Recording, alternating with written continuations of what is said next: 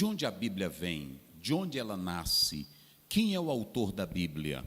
Ok? Nós estaremos apontando isso aqui para os irmãos. Ponto 2, evidências da autenticidade da Bíblia. O que prova que a Bíblia é autêntica, é real, é verdadeira? Nós podemos crer nela? Nós temos aqui a autenticidade. Estaremos apresentando à luz da Bíblia, à luz da lição, essas evidências. Qual é a mensagem da Bíblia para o povo de Deus? Por que ela tem esse lado da sua supremacia? Qual é a mensagem que ela traz para nós? O texto que o autor da lição escolheu é o Salmo 119, verso 1 até o verso 8, que nós estaremos explorando aqui. Aqui desse lado nós colocamos o resumo do livro, esse livro que eu apontei para os senhores, e aqui do lado eu estou fazendo considerações minhas, pastor Aziel, para fazer aqui uma ligação e ajudar melhor na compreensão desse texto bíblico.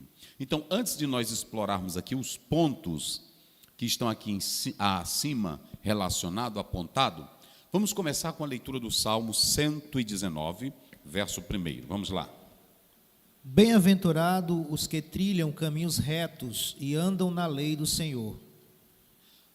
Bem-aventurado, como é que diz? Que trilham caminhos retos e andam na lei do Senhor. Muito bem. Qual é a primeira coisa que nós pontuamos aqui sobre o Salmo? É que nós colocamos aqui que do versículo 1 ao 8, nós temos a seguinte temática: bênção para quem é obediente à palavra. Primeiramente, queremos dizer que este salmo, ele é um salmo didático e ele é um salmo pessoal. É um salmo didático, é um salmo pessoal. A leitura desse salmo é muito importante, por quê? Porque você pode observar que o autor, ele fundamenta todos os seus pedidos, todas as suas orações, simplesmente na Torá, ok? Então é aqui que nós vamos começar agora. O salmista, todo pedido que ele vai fazer, é claro que no Salmo 119, você não vai encontrar quase lamentos, você não vai encontrar neste salmo quase aquilo que você vê nos outros, o aspecto da perseguição. Esse salmo, ele está mais para exaltar a lei do Senhor, ele está mais para exaltar a palavra de Deus. E aí você pode observar que a primeira coisa é que este salmo, ele é um salmo da lei de Deus. Nós já estaremos explicando isso. E tudo que o salmista vai fazer na exposição deste salmo e no pedido que ele faz, por isso que eu falei que é pessoal, tudo ele vai fundamentar na palavra. Eu quero dizer à igreja, eu quero dizer aos irmãos e aos professores e nós que estamos iniciando esse ano, nós podemos pedir qualquer coisa para Deus, nós podemos fazer qualquer oração para Deus, mas essa oração ela só tem fundamento se ela estiver aonde? Na palavra. Me parece que é 1 João, não é isso? 5, verso 14, veja aí rapidinho, só para a gente ter uma noção aqui, vamos lá. 5,14.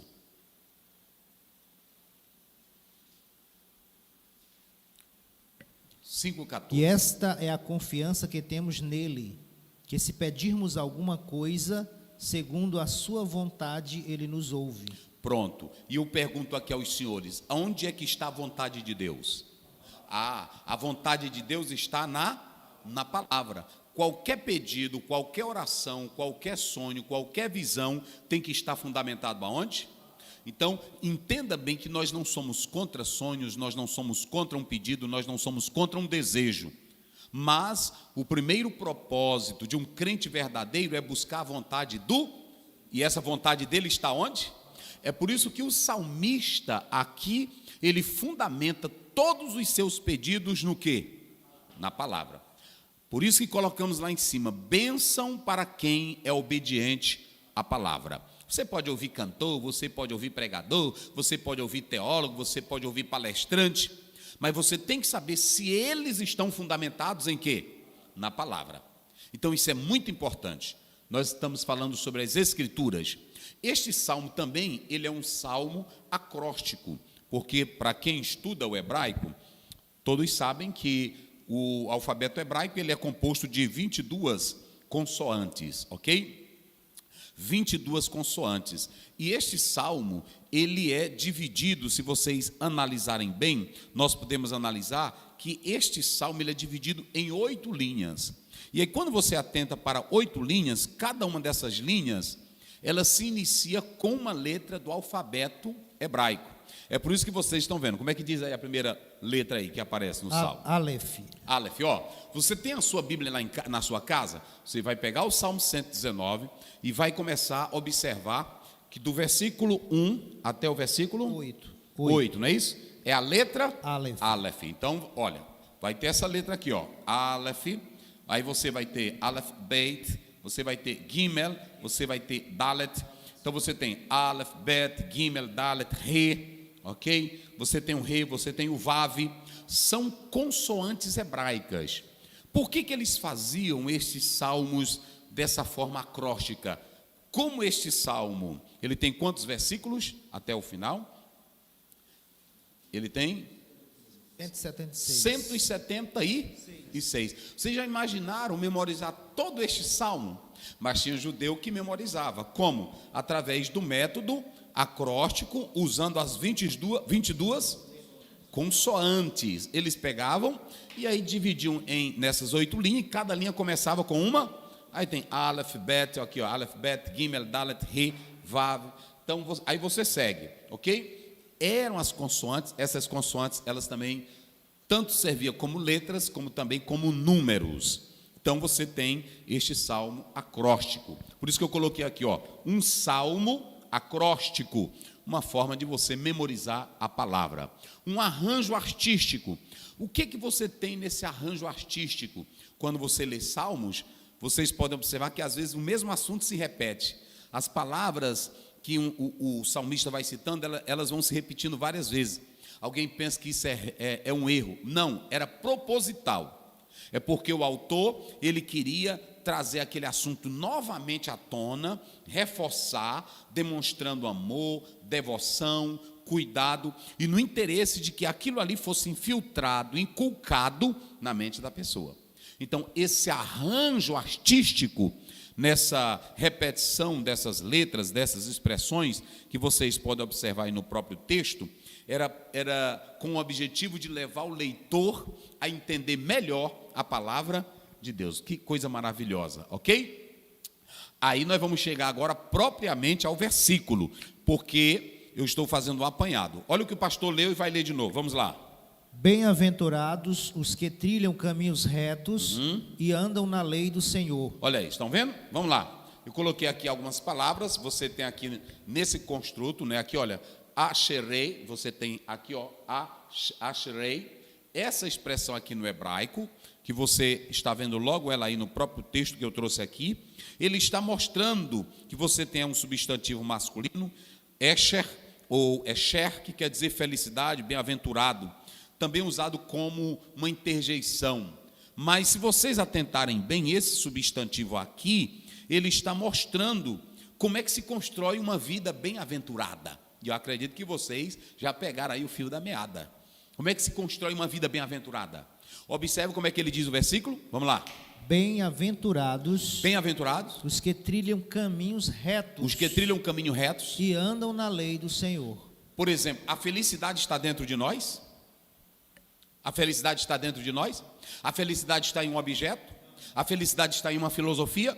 O que o salmista está dizendo aí? Essa bem-aventurança, essa fidelidade, essa construção da felicidade, ela vem de onde? Ela vem da obediência ou seja, quem é que traz felicidade para nós? Deus através do quê? Da palavra. Ninguém constrói felicidade verdadeira sem Pode até você ter uma felicidade momentânea, mas com as circunstâncias, elas se acabam, não é? Você pode até ter uma alegria, uma felicidade de momento. Agora, a felicidade construída pela palavra, bem-aventurado, está aí, olha, eu coloquei aqui, ó, Ashrei, no hebraico, ou seja, é uma construção É uma construção. E o mais interessante é que quando ele diz isso, essa expressão aí, ashrei, temimei, vocês podem observar aí que ele faz essa expressão. A construção da felicidade está olha aqui, ó, se você quer um ano de bênção, se você quer um ano de vitória, construa a sua vida ou pela palavra. Como é que diz o versículo final? A parte final do versículo 1. E andam na lei do Senhor. Olha aqui, ó. Olha aqui, ó. Betorá Adonai. Ok? Eu já expliquei para vocês aqui sobre essa expressão aqui. Alguns falam Yehová, ok? Os judeus não pronunciam. Betorá. Aí eles falam assim, Betorá Adonai, Betorá, o Eterno, mas ele está dizendo, Betorá é na lei. Aqui nós temos essa preposição, não é isso? Betorá, na lei do Senhor, ou na lei do Eterno. Isso aqui é o Javé, o Iavé, isso aqui é o próprio nome do Deus existente. Na verdade, ele não é vocalizado.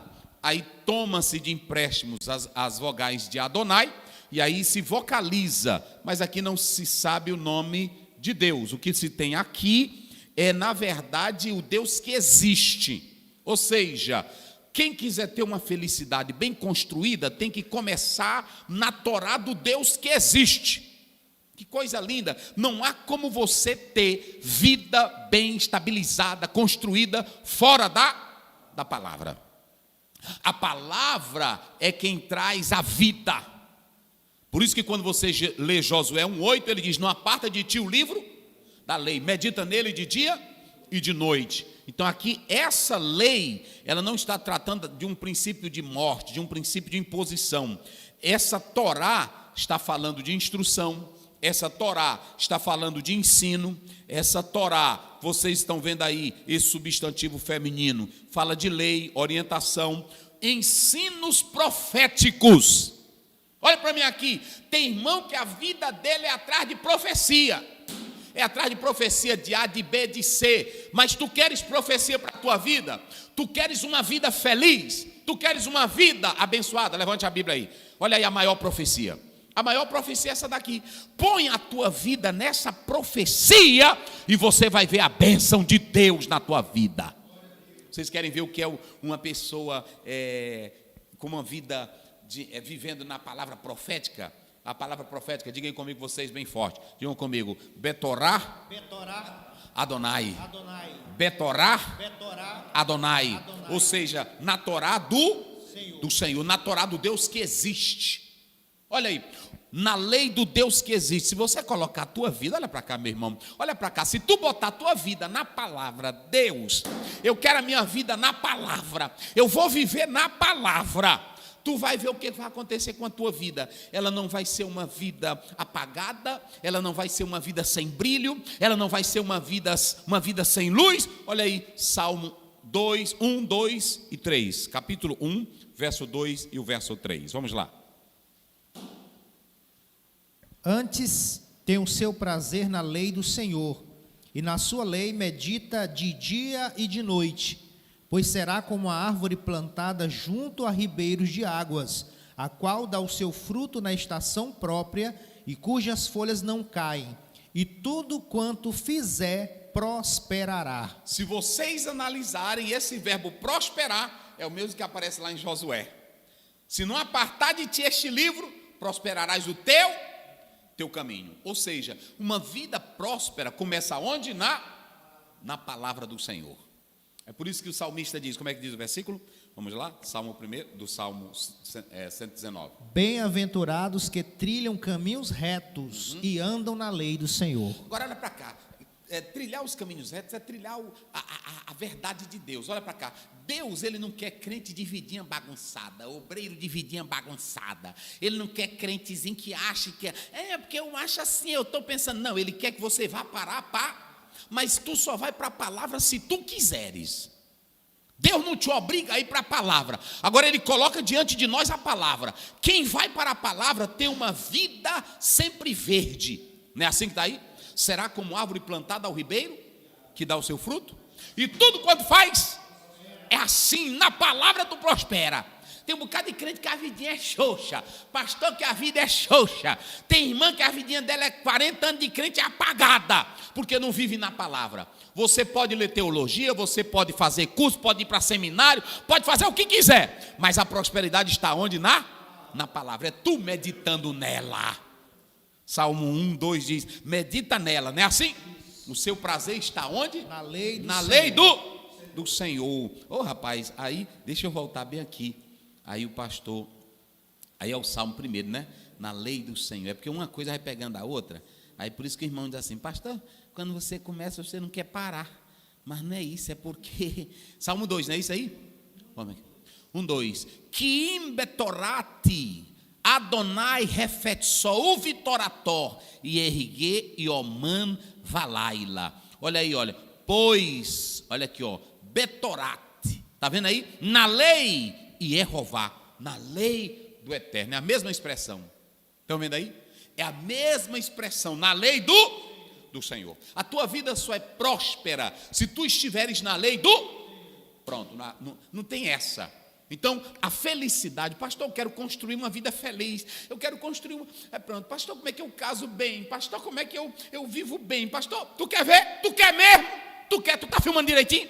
Vamos começar aí, Gênesis 17 primeiro, vai lá, Gênesis 17 primeiro, vamos lá, vamos ver essa felicidade aí, bem construída, vai. Sendo, pois, Abrão da idade de 99 anos, apareceu o Senhor a Abrão e disse-lhe, eu sou Deus Todo-Poderoso, anda em minha presença e ser perfeito. Pronto, Abraão, tu quer ser próspero, Abraão, tu quer ser abençoado, anda na minha, ou seja, anda na minha lei. Não é assim? Porque tem irmão que, eu queria que Deus me abençoasse, eu queria que o pastor colocasse a mão sobre mim, olha para cá, olha, tu está filmando direito, irmão, olha para cá, pode derramar óleo na tua cabeça, pode derramar azeite na tua cabeça, pode derramar mamona em tua cabeça, pode derramar badal em tua cabeça, pode te botar dentro da geladeira, pode te botar no forno, nada disso muda a tua vida. É porque tem irmão que diz assim, tem muito irmão que chega para mim, me abençoa, assim, me abençoa, olha para cá, eu posso derramar um óleo de azeite, um vidro de azeite na tua cabeça, não muda a tua vida. Quem decide mudar é você. Eu vou parar, mas eu vou andar na palavra. Deus chamou Abraão e disse, anda na minha, e sei o quê? O caminho é esse. Está aqui a palavra, irmão, está aqui. Se tu quiser, deixa quem quiser falar, deixa quem quiser beber cachaça, deixa quem quiser se prostituir, deixa quem quiser ser sem vergonha, ou não é?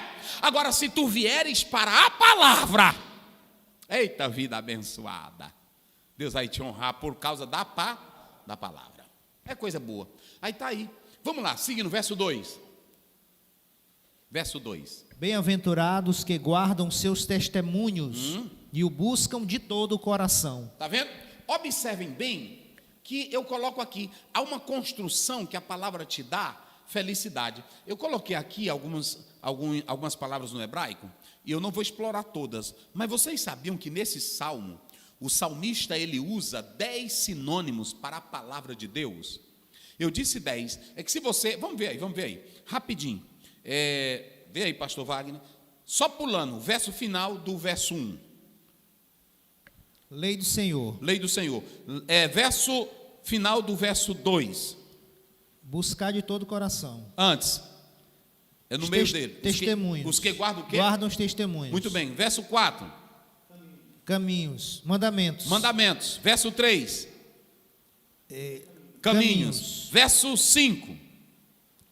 No final. Estatutos. Estatuto, não é isso? É. Verso 6. Mandamentos. Verso 7. Juízos. Está vendo? Verso 8. Estatutos. Está vendo? Vamos lá, contem aí. Cada verso, ele está usando um sinônimo para a palavra de Deus. O que ele diz em primeiro lugar? Que ela é o quê? Mandamento. Ela é mandamento, não é isso? Aí é o verso 1, não é isso? 2. O verso 1, como é que diz? A lei do Senhor, que é o Betorat Adonai, é isso? 2. Aí você tem o verso 2, é o quê? Testemunhos, olha aqui, ó. Edotain, você tem aqui, ó, Edotain. Esse Edotain aí que você tem, observem bem, eu coloco aí que quando você atenta, fala de testemunho, não é isso? Isso. Testemunho. Testemunho, referindo-se às leis como testemunhas divinas. Qual é a outra palavra agora? Caminhos. Caminhos. Observem aí que você tem essa palavra caminhos que são estabelecidos pelo Senhor. Ou seja, Deus estabelece, olha aqui, ó, o que eu coloco aqui, ó. Não é essa aqui. Deixa eu ver aqui. Olha aqui, ó. A palavra nos coloca no trajeto montado por Deus. Diz, este é o caminho. Ou seja, a palavra diz qual é o caminho certo que você deve andar. Então pronto. Então a palavra, ela mostra o trajeto de Deus. Deus não quer que tu viva a tua vida. Ele quer que você viva a vida que Ele estabelece pela... E quando eu estabeleço a minha vida pela palavra, eu tenho que andar qual caminho? O dele, o de Deus, o da palavra. Eu não posso andar o meu caminho, esse é o problema. É porque tem crente que vem para a Bíblia, olha para cá, tu está filmando direito. Tem crente que vem para a Bíblia e ele ainda quer estabelecer o trajeto dele. Ele quer estabelecer a vontade dele. Olha para cá, meu filho, tu entrou no reino dele, está lá em Mateus 6,10, vem o teu e seja feita a tua. Aqui a voz é a dele, a palavra é a dele, o tom é o dele, a canção é a dele, a música é a dele, o trajeto é o dele, a lei é a dele, o testemunho é o dele, e tu entra se tu quiser. Agora uma coisa é certa, quem entrar e viver por esse caminho tem vida o quê? Eita, glória a Deus. Está aí, pronto, meu irmão. Qual é a outra palavra aí? Aí você tem a outra palavra aí, olha que está no hebraico. Mandamentos, versículo 4. Pikudeha, não é isso? Pikudeha. Você tem aqui, ó, eu coloquei, está aqui. É essa palavra aqui. E eu fiz a tradução dela aí, só para vocês terem uma ideia dessa expressão aí, que na verdade é preceito, aí. Como é que está aí na Bíblia de vocês? Mandamentos. Mandamentos, não é assim? É. Isso aí é o quê? É o 4. É o 4, né? É o 4, é? É. Tu ordenaste os teus mandamentos. Isso, é o 4, né? Muito bem. Aí nós temos depois o quê? Estatutos. Os estatutos, não é isso? Isso. Estatuto. Aí depois nós temos o quê? Aí juízos. Juízos, não é isso? 7. Juízos. Aí você tem essa expressão que está aí no hebraico. Coloquei aqui só para os irmãos terem ideia. Mishpetei, juízos, ok? E aí depois você tem o quê? Que é também mishpat, julgamento, justiça, condenação. E depois você tem o quê? Estatutos novamente. Estatutos, né? Você tem roque no hebraico, que na verdade é decreto, ordenança, limite, algo. Então pronto, você tem aqui 10 sinônimos para Betorá Adonai, ou seja, para a lei do Senhor. Então, vamos dizer juntos aí para não esquecer. Digam comigo. Lei do Senhor. Senhor. Testemunhos. Caminhos. Mandamentos. Aí mandamentos no 5. No 6, mandamentos. Juízos. Estatutos. Então perceba que os outros vocês vão encontrar ao longo da leitura do Salmo 119. Mas entenda bem o seguinte: quando eu coloco tudo isso na minha vida, agora eu vou perguntar para vocês aqui, se eu pego mandamento, decreto, preceito, juízo, se eu pego a lei do Senhor, eu boto tudo isso, tem como eu viver uma vida pecaminosa? Por que não tem? Diga aí vocês. Por que não tem como eu viver uma vida pecaminosa? Porque nós vamos estar fazendo a vontade de Deus. E a vontade de Deus é perfeita. Olha aí, está vendo? Eu vou ter um andar diligente, cuidadoso. Eu vou fugir do pecado porque a palavra de Deus está dentro do meu coração. Pronto. Salmo 119 vai dizer: eu escondi para não pecar contra ti. Ou seja, o praticar de tudo isso, da lei do Senhor, do mandamento, dos estatutos, do juízo, faz com que eu tenha um andar diligente e não vá para o pé. É impossível, olha para cá, bota bem aqui. É impossível uma mulher de Deus. Tu está filmando direito, irmão? É impossível uma mulher de Deus, é impossível um homem de Deus, é impossível um pastor de Deus que tem a lei do Senhor, o mandamento do Senhor, a Torá do Senhor, o que é mais? Preceito do Senhor, estatutos do Senhor, juízos do Senhor, andar adulterando. É ou não é? Andar falando mal dos outros. Eu quero ver uma irmã que tem palavra. É por isso que eu estou falando aqui. Tu está filmando hoje direitinho? É porque é o seguinte, às vezes eu quero, e não sou contra os atos exteriores do Espírito Santo, mas às vezes eu estou só no movimento, eu estou só na zoadinha, é um hinozinho, pego o violão, canta aqui, Jesus está aqui, mas o mandamento não está lá dentro do coração, o juízo não está lá dentro do coração, os preceitos não estão lá dentro do coração. Tem como ter um viver santo? Agora uma pessoa que bota a palavra, Senhor, coloca a tua palavra em mim, que tem juízo na vida, ele não mente, ele não engana, não trapaceia, não adultera, não fala mal, não é fuxiqueiro, não é mentiroso, não anda falando mal dos outros, não tem uma religiosidade de aparência, ele anda perfeito. Foi assim que Deus disse para Abraão, anda na minha, isso é o quê? Porque tem um bocado aí que a vida é toda bagunçada, dizendo que é crente, essa crente, não, tu pode ser crente do jeito que tu acha, agora, se a palavra entrou, tem mudança. Eita, glória a Deus. Não é assim? Então, fala aí que eles não por não escuta. Como é que diz? O temor de Deus, o né? temor. Rapaz, olha, pastor Wagner, meus irmãos, não tem como você ter a palavra de Deus e ser um crente saliente. Não tem como tu ser um teólogo saliente, para frente, debatedor, se tu tem palavra de Deus. A palavra, ela gera temor. A palavra, ela gera respeito. A palavra, ela gera reverência. A palavra, ela gera santidade. João 17:17, santifica-os a tua palavra é o quê? É a verdade. A palavra gera fervor, a palavra gera alegria, a palavra gera santidade. É assim. Então está aqui, ó, é impossível você ter a palavra do Senhor e viver uma vida pecaminosa. Outra coisa, o que acontece quando você coloca a palavra de Deus no seu coração? Vocês já observaram isso? A palavra de Deus no coração, o que acontece, pastor Zéu? Quando você coloca a palavra de Deus no coração, ela não somente dá prazer, porque a palavra do Senhor, ela traz prazer para nós, sim ou não? Ela traz alegria, ela traz vida, ela traz gozo, mas ela também me leva a adorar a Deus em espírito e em verdade. Ou seja, esse é o efeito da palavra de Deus no coração. E quando nós falamos aqui, olha, sobre a palavra ela traz vitalidade, o pastor Wagner já leu. Serás como árvore plantada junto à ribeira de águas. Porque quando a palavra entra, olha para cá, outra coisa que eu vou dizer para vocês, não há como se esconder, não há como ofuscar, não há como impedir, cercear um crente onde a palavra de Deus está nele. Ele é frutífero, não é assim? Ele é abundante.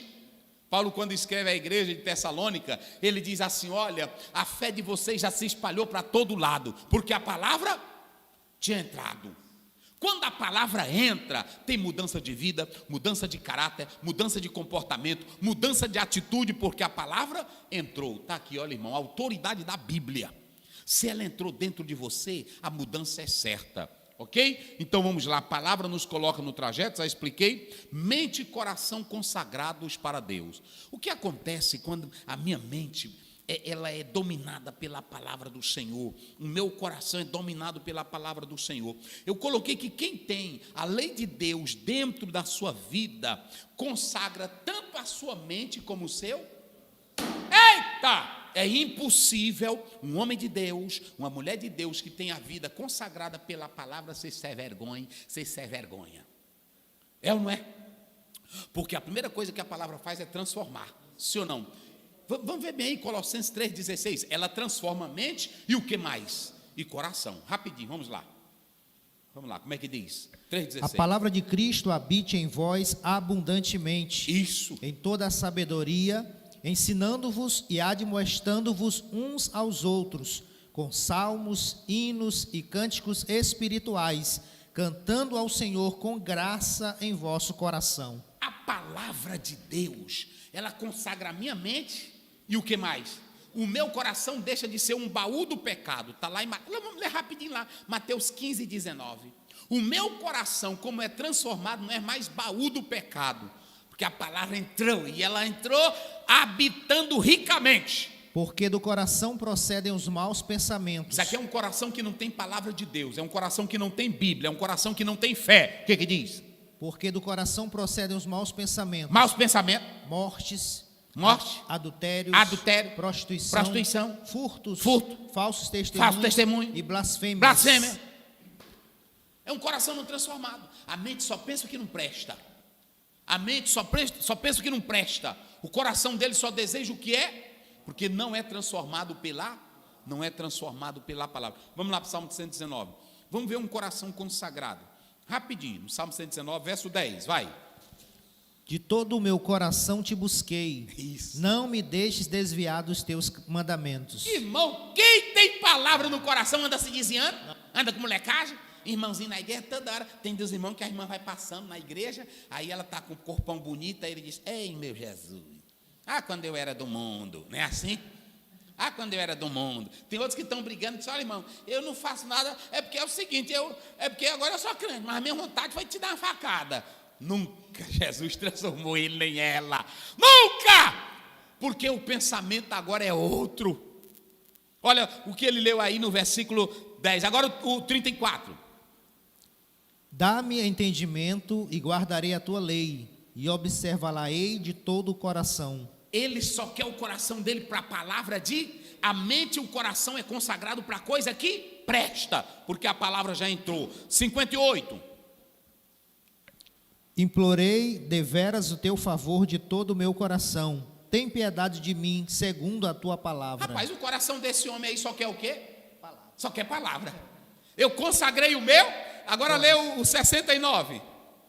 Os soberbos forjam mentiras contra mim, mas eu de todo o coração guardarei os teus preceitos. Esse aqui anda mentindo contra mim, aquele ali também, mas no meu coração vou guardar a tua palavra. Agora leu 145.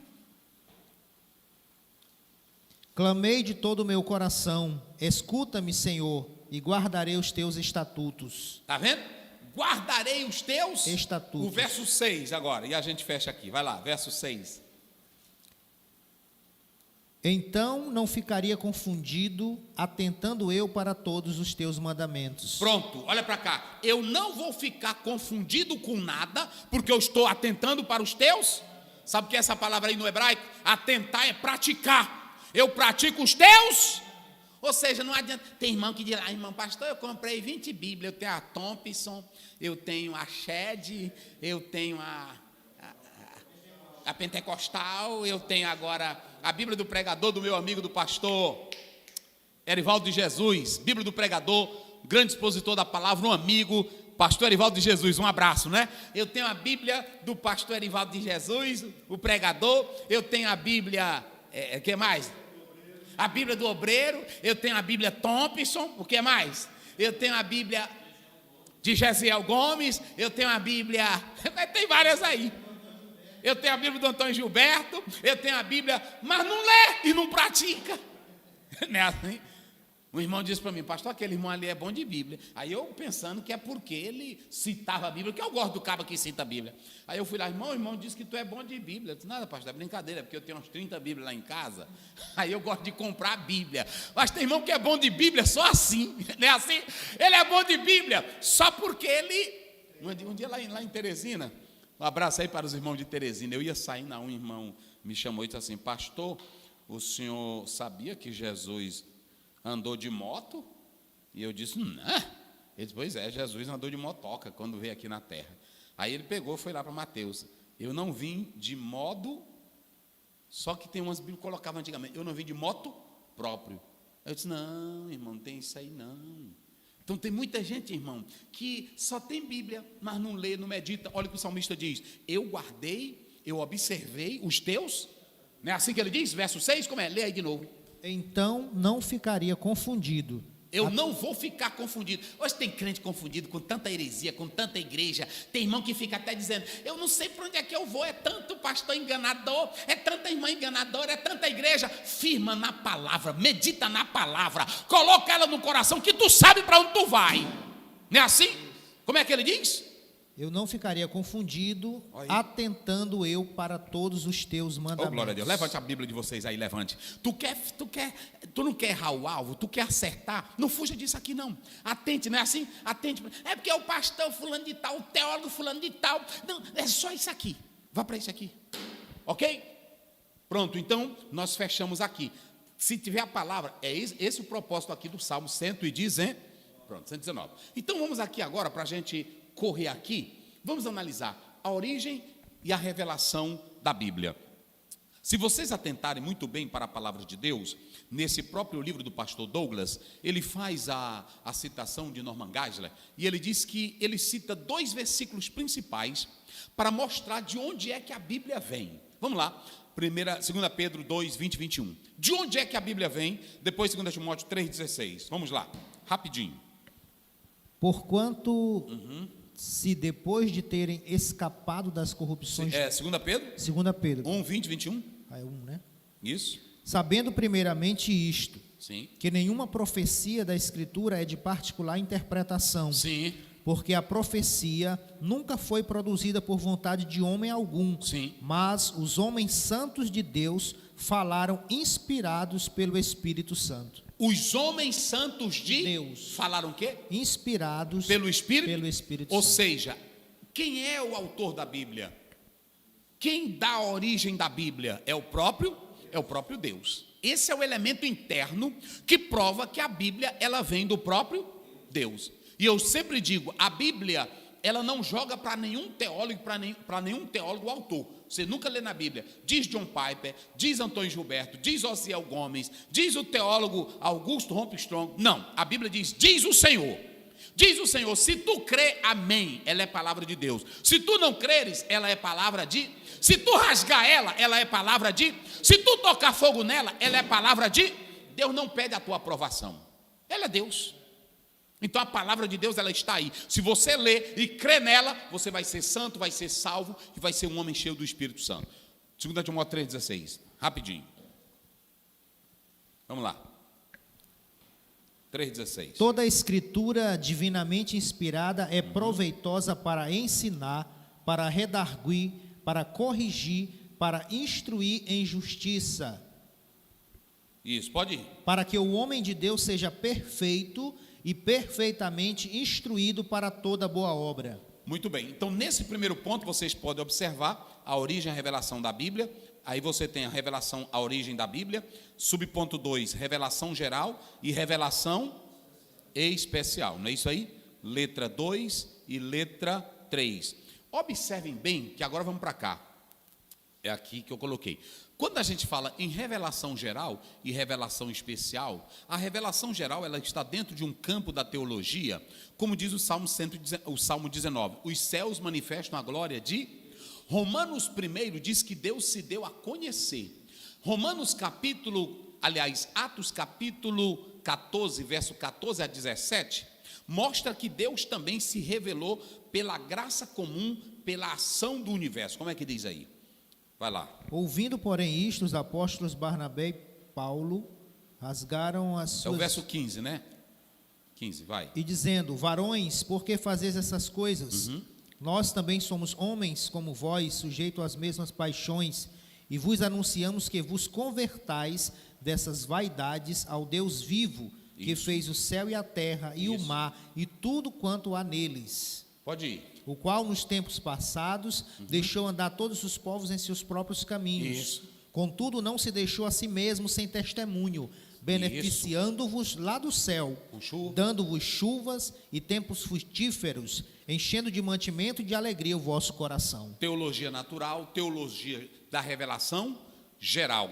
Ou seja, essa teologia geral, ela revela Deus. Só que o homem com a mente conturbada e dominada pelo pecado, isso pode obscurecer a claridade da revelação divina. Porque com a mente dominada pelo pecado, ele pode atribuir que qualquer outro Deus, que qualquer outro ser se revelou e criou o universo, certo?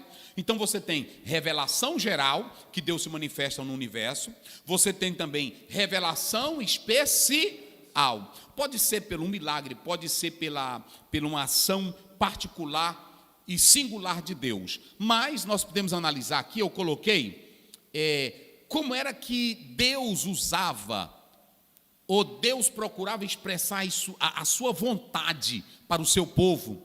Quando não tinha Bíblia, quando não tinha palavra escrita, como era que Deus se manifestava? Como era que Deus se revelava? Vamos lá, vocês bem forte. Vamos lá? Visões. Urim, Tumim, sonhos, sorte, teofania, anjos, os profetas, a história, Jesus e a Bíblia. Pronto, deu quanto aí? 1, 2, 3, 4, 5, 6, 7, 8, 9, 10. Hebreus primeiro, vamos lá. Aí você tem aqui, em tudo isso aqui, você tem revelação geral e você tem revelação especial. Vou já falar aqui com vocês, vamos lá.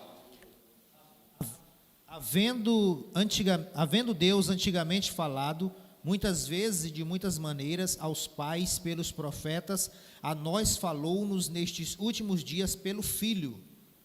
Pronto. Observem que o método que Deus vai usar são esses aí que eu estou explicando. E aí Deus vai usar essas revelações, Apocalipse, tirar o véu, desvendar, já expliquei isso uma vez em uma gravação. E aí você tem a primeira forma que Deus se manifestava para com o homem, através das visões. Ele fez isso lá em Isaías, capítulo 6, primeiro. Ele fez isso com Ezequiel, ele fez isso para Moisés, ele fez isso para Abraão. Deus se revelava em visões. Mas também uma outra forma que Deus se manifestava, eu coloquei aí, se você abrir a sua Bíblia em Êxodo 28, 30, você vai encontrar que ele se revelava por essas duas pedras que eram chamadas de quê? Urim Tumim, não é isso? Que os sacerdotes buscavam compreender a vontade do Senhor. Os sonhos, tem dois tipos de sonhos. Tem os sonhos naturais, inclusive Salomão diz que dá muita fadiga, vem os sonhos, mas também tem os sonhos visto como revelação, espírito. O sonho que José e Maria tinham eram sonhos naturais ou eram revelações? Revelações. O sonho que José tinha lá no Egito eram revelações? Revelações de Deus, ok? Mas entenda, tem sonhos naturais e também tem sonhos que são Pronto, Deus se manifestou através dos sonhos. Sorte era também uma forma de se lançar sorte, buscar a vontade do Senhor. Nós podemos analisar isso aí, Provérbios 16, 33. Leia aí rapidamente, só para os irmãos terem uma ideia. Vamos lá. Quando você olha para sonhos, lá em Joel 2, 28, diz claramente, os vossos velhos, pronto, está aí, na palavra, vamos. 16. 33. A sorte se lança no regaço, mas do Senhor procede toda a sua disposição. Pronto, aí você tem a teofania, era outra forma que Deus se manifestava. Nós sabemos que Jesus ele vai se manifestar em carne, João 1,14, mas antes de ter a Bíblia escrita, antes de Jesus vir, aí tinha lá no Velho Testamento que nós chamamos de teofania. Eu coloquei aqui, olha, se vocês atentarem para isso, era essa forma. Ele aparecia como anjo do Senhor que transmitia a palavra de Deus. Gênesis 16, 7, verso 14, Êxodo 3, verso 2, Zacarias 1, 12. E aí você tem muitos outros episódios. Anjos, os anjos também tinham a mensagem de entregar, a responsabilidade de entregar a mensagem divina. Profetas, os profetas eram enviados de Deus, eles sabiam que eram enviados, a autoridade deles é porque sabiam que eram enviados do Senhor para proclamar a palavra do Senhor. Na história, observem bem que nos feitos históricos, Deus revelou-se ao mundo, mostrando o seu poder e a sua justiça. Você pode ler depois Josué 2, 10, 11, e aí você vai compreender isso. A fé do cristão, ela não é apenas uma fé mental existencialista, mas é uma fé histórica. Deus agindo na história, e isso mostra seu poder, a sua grandeza. E nós podemos analisar que inclusive Jesus também, ele se manifestou na história. Não é isso? Nós podemos ler depois a palavra do Senhor. É importante que nós não tomemos os eventos históricos apenas como mitos, como lendas, fábulas, mas sim como fatos reais que aconteceram. Porque se nós não tomarmos assim, nós vamos dizer que a crucificação de Jesus foi o quê? Foi uma lenda. Outros dizem que Jesus morreu como qualquer outro bandido. Não, a morte de Jesus foi profética e tinha um relacionamento autêntico com a vontade de Deus. Aí nós temos agora, tudo isso aqui nós podemos analisar que eram revelações gerais, mas nós temos a revelação também específica. Jesus, ele é o âmago da revelação, pois na encarnação ele revela três coisas, digam comigo: seu amor, seu poder e sua sabedoria. Pronto, aí você pode ler João 1,14, João 3, 2, verso 7, Romanos 5, verso 8, Mateus 16, 17. E por fim, nós temos a Bíblia. A Bíblia nela consta os registros das revelações divinas. É claro que nem todas as profecias e as revelações que Deus deu estão na Bíblia. Escutem bem isso. Nem todas as revelações e profecias foram colocadas na Bíblia. Teve muitas mais. Mas tudo que está na Bíblia é o suficiente para a nossa fé, para a nossa salvação, para a nossa santificação. Eu não preciso mais acrescentar nada, trazer mais nada, porque tudo que está na Bíblia é o quê? Vamos lá, João 21, verso 25. Leia aí como é que diz a palavra do Senhor. João 21, 25. Há, porém, ainda muitas outras coisas que Jesus fez. Olha. E se cada uma das coisas fosse escrita, cuido que nem ainda o mundo todo poderia conter os livros que se escrevessem. Pronto. Aí ele vai dizer, mas tudo que está escrito já é o suficiente para o nosso gozo, para a nossa salvação. O interessante aqui é que a Bíblia, ela não é apenas um registro, mas ela tem um propósito de fazer uma coisa. Primeiro, revelar a vontade de Deus A Bíblia não é só para você ler como um registro, como um livro de fábula, de história. Ela é a palavra de Deus que revela a vontade de Deus, que Deus quer, está lá em 1 Timóteo 2,4, que todos sejam e cheguem ao pleno conhecimento da verdade. Então pronto, prestem minha atenção que a Bíblia ela tem 3 propósitos, diga comigo: revelar a vontade de Deus, revelar a verdade para a santidade, revelar a verdade para sermos perfeitos. João 17, santifica-os a tua palavra é a. Pronto, aí quando você também medita em 2 Timóteo 3,17, a fim de que o homem de Deus seja perfeito e perfeitamente, pronto, a autoridade da Bíblia é essa, ok? Então nós relacionamos aqui a origem da Bíblia com essas explicando aí o que é revelação geral e o que é revelação especial, ok? Ponto 2, as evidências da autenticidade da Bíblia. Nós temos 3, vocês se lembram aí? Nós temos, primeiro, a autenticidade da unidade da consistência, a ação do Espírito Santo, e nós temos as profecias. Não é isso? Está aí. Aqui, né? Cadê? Muito bem. Cadê? Aqui? Assim, evidência da autenticidade da Bíblia. A unidade. É tão interessante, irmãos, que quando nós atentamos para a Bíblia, ela foi escrita ao longo de 16 por 40 homens em 2 línguas e 1 dialeto. Foi escrita em hebraico, grego e aramaico. E aí vocês podem observar que a maioria dos autores não se conheceram e muitos viviam em situações diferentes. Não era assim? Por exemplo, Esté vivia um contexto diferente, Ezequiel também. Você vê, enquanto um era boiador, o outro era rei, o outro era estadista, e assim vai. Os críticos liberais tentam desfazer dessa unidade, mas nós cremos que a unidade é um milagre visto na Bíblia e nós não podemos negar isso. Eu vou já falar sobre essa questão, ok? Então, nós explicamos aqui. E nessas evidências que nós estamos falando, é que quando nós atentamos para essa questão da unidade e da ação do Espírito Santo, é que o Espírito Santo, meu irmão, quando a gente escuta a palavra, ele faz ela penetrar dentro de nós. Porque, na verdade, a palavra, se vocês atentarem bem, por meio da leitura da Bíblia, nós podemos ouvir a voz do Espírito, e a Bíblia diz que a palavra de Deus ela é viva e penetra até a divisão da alma, e é útil para discernir os pensamentos e as intenções do coração. Então pronto, o Espírito Santo, quando você lê a palavra, ali tem a inspiração divina e é Deus falando conosco. E aí você tem também as profecias. Nessas evidências externas, nós podemos analisar o seguinte, que na verdade, nós temos fatos que a Bíblia narra no seu aspecto histórico e que por vezes as ciências auxiliares, como a antropologia, a arqueologia, dentre outras, até a filologia, confirmam determinados fatos bíblicos como verídicos, inclusive a história. Mas a nossa base de fé não depende nem da arqueologia e nem da antropologia e nem da filologia. Depende de nós crermos o que está escrito na Bíblia como palavra de Deus. Então pronto, aí você tem as evidências da autenticidade da Bíblia. E aí você pode observar que eu falo aqui o seguinte, aqui,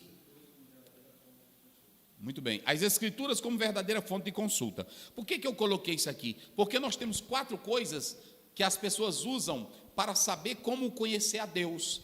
Como conhecer a Deus? Digam comigo, razão, o lado místico, igreja e a palavra. Quais são as 4? Olha, deixa eu dizer uma coisa, Dave Hunt, é um livro que ele escreve, foi até lançado pela CPAD, parece Em Defesa da Fé, uma coisa assim. Ele diz o seguinte, a razão é um dom de Deus, sim ou não? Nós temos uma razão para discernir entre a escolha, isso aqui é o quê? Isso aqui é o quê? Hã? É um apagador. Por que tu está dizendo que é um apagador? Pronto, o que é isso aqui? Pronto, os céus manifestam a glória de... Pronto, quando eu olho para o céu e vejo, eu estou tendo um lado não racionalismo, que nega o sobrenatural. Agora, prestem atenção, a razão, ela é um dom de Deus, para o homem conhecer, saber discernir as coisas. Agora, quando você não tem uma razão guiada pela palavra, pela fé, pelas Escrituras, aí essa razão, ela vai cair em contradição com a palavra de Deus. Ou seja, a fé tem que preceder a razão. Por isso que Romanos 10:17 diz, a fé vem pelo... Aí quando você ouve a palavra, ela transforma a tua mente, está em Romanos 12:2, mas transformado pela renovação da vossa... Porque a Bíblia, ela não é da razão natural. A Bíblia, ela tem que ser compreendida pelo Espírito. É por isso que lá em 1 Coríntios 2, Paulo diz que o homem natural não compreende as coisas espirituais. É necessário que ele seja espírito, que ele possa nascer de novo. E aí o Espírito Santo, ele vai colocar essa palavra que ele está lendo, vai levar ele ao convencimento do pecado, da justiça e do juízo. Então a razão é um dom de Deus, mas a razão fora da fé, fora da palavra, é um perigo, e aí vai cair naquilo que os modernistas caíram, vai cair naquilo que os racionalistas caíram, negando a autenticidade da palavra de Deus. Então, primeiro eu disse, e é claro que todos nós temos que ter aquele lado de fechar os olhos, de meditar, de se conectar. Mas se você apenas fechar os olhos e ficar, não vai funcionar. O teu meditar tem que estar na palavra. Pronto, por isso que o salmista diz, eu medito na palavra. Não é só fechar os olhos e ficar, há uma coisa boa dentro de mim. Nada disso, há uma áurea, nada disso, é a palavra. É tu fechar os olhos e dizer, Deus, a tua verdade está na palavra. Qual é a outra coisa que eu falei? A igreja. Eu não vou citar o nome aqui, questão de respeito, mas tem uma igreja no mundo que ela se colocou como sendo a voz autoritária maior do que a Bíblia. Ela se tornou uma fonte onde a própria Bíblia depende da sua ratificação. Ou seja, essa igreja, ela se diz a construtora da Bíblia. Eu não vou citar o nome aqui. Isso foi muito perigoso porque essa igreja arrogou para si uma inspiração e uma autoridade acima da palavra. Acima da palavra. E ela começou a dar pareceres, tanto no aspecto moral, no aspecto ético, como também espiritual. Ou seja, aí a tradição dessa igreja, o poder dessa igreja ficou acima da palavra. Isso é muito perigoso. E aí vocês podem observar que quando Lutero ele é convocado para fazer a sua defesa, eu coloquei lá, Lutero e as Escrituras, Lutero, ele diz, se vocês me provarem que eu estou errado e que a igreja não impôs nada além do que as Escrituras ensinam, se vocês me convencerem, eu renuncio, eu renego. Mas não tinham como renegar, porque tudo que ele estava dizendo, a igreja tinha passado por cima da palavra. E olhe para mim aqui, deixa eu dizer uma coisa aqui que eu coloco aqui para vocês. Eu coloquei aqui a nossa declaração de fé das Assembleias de Deus, que foi lançado aí, tem na CPAD, mostra que a nossa regra de vida e de fé é o quê? Por que a nossa Bíblia, ela é regra de fé, ela é a palavra? É só por causa de uma ação moralista? É só porque algum filósofo escreveu? É porque Deus inspirou a Bíblia e nós queremos o que Deus colocou na palavra. Amém? Então, muito bem, a origem das Escrituras, já falei, os 2 aspectos da revelação, as evidências, e aí vocês podem observar o seguinte, a igreja, ela não é e nem está acima da palavra. Olha para cá, está filmando bem direitinho aí, já vou encerrar. Nenhuma instituição, nenhum órgão, nenhuma convenção, nenhum pastor, ninguém tem autoridade para dizer para você o que você é, o que você deve ser. Não. Quem tem que dizer isso é a palavra. Onde é que está? Nada deve controlar a nossa, somente o quê?